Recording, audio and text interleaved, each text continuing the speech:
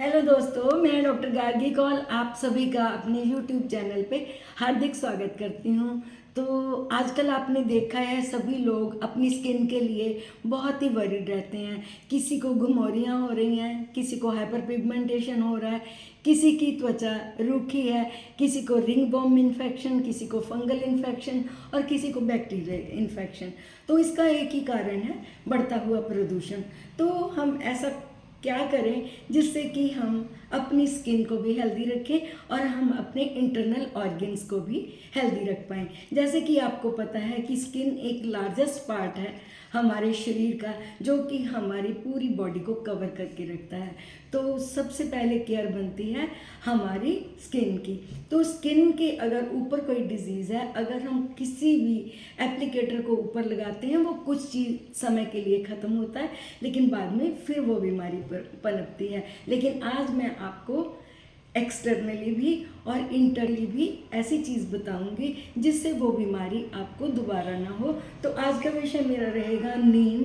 जैसे कि देहात में आपने देखा है कि अक्सर नीम के बहुत सारे पेड़ लगे होते हैं। इसको शुभप्रिय भी बोला जाता है, पीतसार भी बोला जाता है, क्योंकि इसका पत्ता जब तोड़ते हैं तो येलो कलर का पानी सा निकलता है। ये टेस्ट में कड़वा, लेकिन इसके जो फ़ायदे हैं वो एकदम चमत्कार करने वाले होते हैं।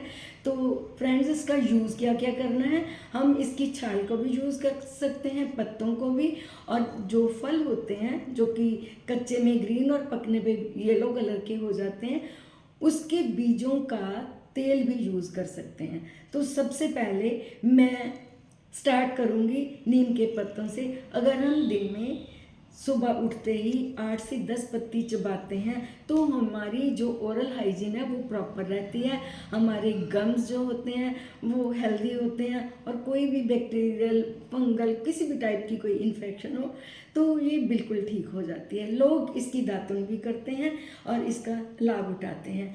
यूँ ही पत्तियों का रस हमारे अंदर जाता है तो ये पेप्टिक अल्सर को हील करने की सबसे उत्तम रेमेडी है। उसके बाद में जैसे कि आपको पता है कि जो ब्लड है हमारा एक अच्छा ट्रांसपोर्टर है।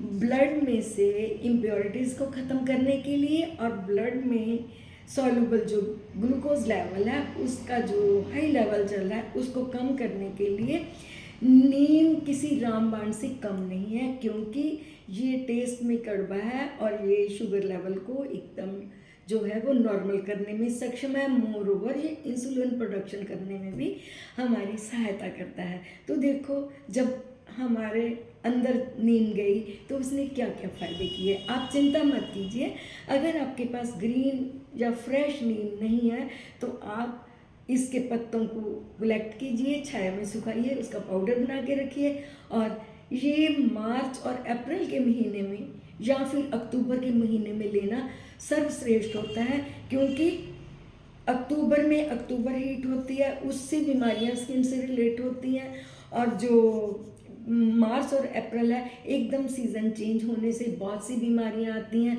लंग्स के लिए भी, और अंदर जाके ये हमारी बहुत सी बीमारियों की हीलिंग करता है। तो फ्रेंड्स, अगर आप इसका प्रयोग करते हैं तो आपकी गट हेल्थ जो है वो भी बहुत अच्छी रहती है। तो चलिए अब आएंगे हम एक्सटर्नल यूज़ पे।